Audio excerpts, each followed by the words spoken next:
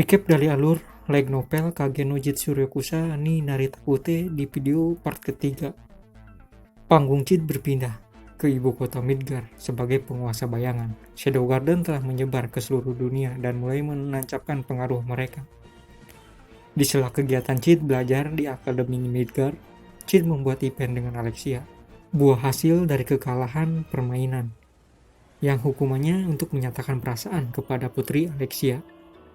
Pernyataan cinta Cid diterima oleh Alexia, dan Alexia melakukan itu untuk menjadikan Cid sebagai tamengnya dari pendekatan yang dilakukan oleh Zenon. Dan pada suatu hari, Alexia ditemukan menghilang. Ordo mencurigai Cid sebagai pelakunya, karena Cid yang terakhir kali bersama Alexia. Kejadian ini juga diketahui oleh Shadow Garden, dan mereka berpendapat Ordo Kesatria dari kerajaan Midgar juga sudah disusupi oleh kultus Diabolos. Dan mereka menyiapkan anggota Shadow Garden yang ada untuk mulai mencari di mana Alexia sekaligus untuk membasmi kultus yang menculiknya. Dan cerita kita untuk Kage no Jitsu Ryokusa ni Narita Kute part 4 dimulai. Sudut pandang cerita ada di Alexia. Ia terkurung di sebuah ruangan tanpa jendela. Alexia menanyakan kepada dirinya sendiri sedang apa dan berada di mana ia sekarang. Alexia menyadari dirinya sekarang terikat oleh pengekang sihir. Tentu saja, itu membuatnya tidak bisa melepaskannya untuk kabur dari sana. Di saat Alexia memikirkan Cid, Alexia sadari tidak sendirian di sana. Sebuah makhluk dengan pakaian compang-camping yang tubuhnya juga terlihat sangat mengerikan, hampir seperti korban eksperimen. Makhluk itu juga diikat rantai. Di sana Alexia juga khawatir dengan keselamatannya, bisa jadi makhluk itu menyerangnya. Setelah Alexia menenangkan diri, pintu yang ada di depannya terbuka. Seorang pria kurus berpakaian putih muncul, terlihat senang dan berbicara tentang darah Alexia. Pria itu mengambil darah Alexia dengan jarum suntik. Alexia menanyakan darah itu akan digunakan untuk apa. Pria itu hanya mengatakan untuk membangkitkan mereka menggunakan darah Alexia. Di sini Alexia tidak berniat untuk melawan. Setidaknya kalau cuma keinginan pria itu adalah darah, Alexia berpikir itu tidak akan membunuhnya. Dan ia hanya menunggu ada yang menyelamatkannya. Sudut pandang beralih kepada Cid yang sedang mempersiapkan sesuatu. Waktu sudah berjalan selama 2 hari sejak Cid dibebaskan dari interogasi Ordo. Cid mempersiapkan barang-barang koleksinya dan memajangnya di kamar asramanya.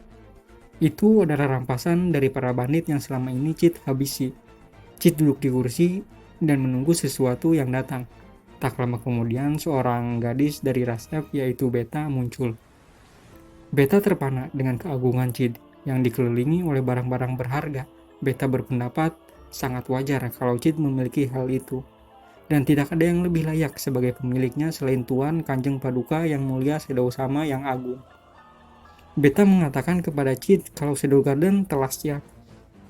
Beta di sini tidak perlu menjelaskannya lebih dalam. Beta sangat yakin tuannya sudah mengetahui semuanya. Tapi karena itu tugasnya, Beta melanjutkan laporannya. Di bawah komando Alpha, Shadow Garden sudah mengumpulkan anggota yang ada di markas Shadow Garden dan memobilisasinya di ibu kota, yang jumlahnya mencapai 114 orang. Cid di sini sedikit terkejut dengan jumlah yang siap melakukan penyerangan. Dan keterkejutan Cid malah disalahpahami oleh Beta yang menduga jumlah segitu tidak cukup untuk tuannya. Jumlah 114 sudah sangat banyak di mata Beta, tapi ia memikirkannya ulang. Mungkin yang dimaksud dari keterkejutan tuannya adalah sebagian dari 114 orang itu rata-rata masih pemula. Beta berniat meminta maaf kepada Cid, tapi Cid memotongnya dengan mengatakan mereka sudah menambahkan orang-orang lagi. Setelah itu Beta melanjutkan laporan strategi mereka. Informasi lain juga diberikan Beta di sini. Shadow Garden menduga kultus yang menculik Alexia adalah dari praksi Fenrir di kultus Diabolos. Ketika Beta masih melanjutkan laporannya, Cid menunjukkan surat yang Beta duga itu sebuah surat undangan. Cid meminta Beta untuk mengucapkan permintaan maafnya kepada Delta, karena ini waktunya untuk Cid sebagai Shadow untuk tampil dan mengajak Beta untuk ikut bersamanya. Diketahui surat yang ditunjukkan oleh Cid tadi adalah surat tebusan. Cid mengikuti apa yang ada di dalam surat itu sampai di sebuah hutan. Sesampainya di sana, Cid dilempari sebuah sepatu yang itu adalah milik Alexia. Lalu muncul 2 orang ke arah Cid. Dari tampilannya itu adalah anggota dari Ordo yang sebelumnya menginterogasi Cid. Sambil menarik pedang mereka meminta Cid untuk mengakui bahwa ia yang menculik Putri Alexia. Mereka menyerang Cid dan tentu saja di sini Cid membantai mereka. Setelah Cid berubah di mode shadow, Beta mengambil buku catatannya dan membuat sketsa shadow yang agung. Dan dari kejauhan suara gemuruh terdengar. Cid menduga itu Delta. Sudut pandang berpindah ke Delta. Delta membantai beberapa orang yang seolah tidak tahu menau apa yang sedang terjadi. Tanpa peringatan dan tanpa tanda apapun mereka habis dibantai oleh Delta. Dari sebuah menara jam, Alpa melihat runtuhnya sebuah bangunan yang jelas pelakunya adalah Delta. Dan Alpa mengatakan Delta berlebihan.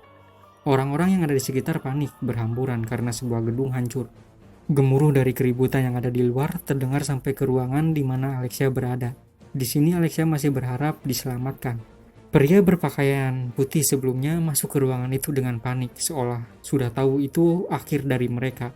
Alexia sempat menanyakan orang itu bahwa Ordo tidak akan membunuh orang sembarangan. Dan perkataan Alexia itu dibantah oleh orang itu bahwa yang datang bukan Ordo. Alexia sempat terkejut mendengar hal itu dan menanyakan kalau bukan Ordo kesatria lalu siapa yang datang. Masih dalam keadaan panik, pria itu menyuntikkan sesuatu ke dalam tubuh makhluk yang satu sel bersama Alexia. Makhluk itu mulai bergerak dan tubuhnya mulai membesar. Melihat itu, pria itu menunjukkan rasa senangnya. Tapi tidak berlangsung lama, ia mati dengan tubuh hancur oleh makhluk itu. Setelah itu, makhluk itu membebaskan Alexia dari rantai yang mengikatnya. Alexia sempat tidak percaya, tapi ia menerima hal itu. Setelah itu, Alexia keluar dari ruangan, melewati lubang dinding yang dibuat oleh makhluk tadi. Ia mengambil sebuah pedang dari mayat yang ia temukan di sana. Setelah berjalan sebentar, di lorong itu Alexia melihat seseorang yang mengatakan mereka tidak akan membiarkan Alexia lolos.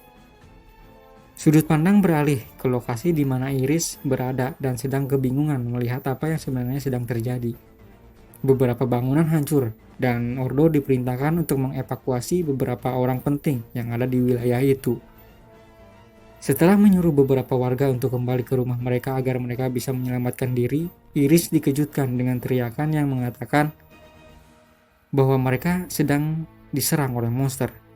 Iris berlari ke arah monster yang muncul dan membantu Ordo yang diserang dan menebaskan pedangnya ke tubuh monster itu. Dan monster itu sudah membunuh 8 anggota Ordo Kesatria.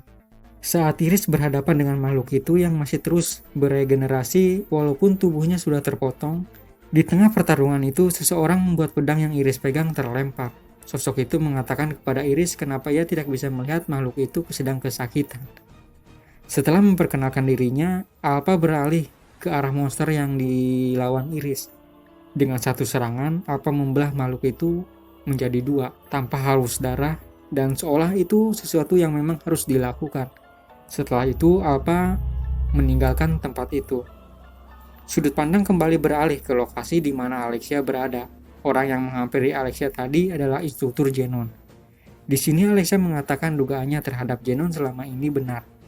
Genon tidak terlalu mengubrisnya. Ia mengatakan selagi ia memiliki darah Alexia, ia tidak peduli dengan apa yang dipikirkan Alexia tentangnya.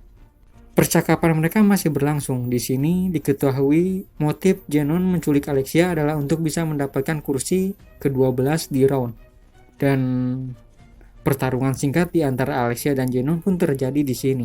Di sini Alexia cukup sadar diri. Ia tidak cukup kuat untuk melawan Genon. Hampir di akhir pertarungan dan percakapan Alexia dengan Genon, mereka mendengar seseorang menuruni tangga. Dan sosok itu berjalan ke arah mereka dan berhenti di luar jangkauan serangan mereka. Genon sepertinya mengetahui siapa sosok yang mendatangi mereka. Genon mengatakan bahwa ia adalah orang yang selama ini mengganggu kultus. Sosok itu memperkenalkan dirinya. Ia adalah Kanjeng Paduka yang mulia Shadow.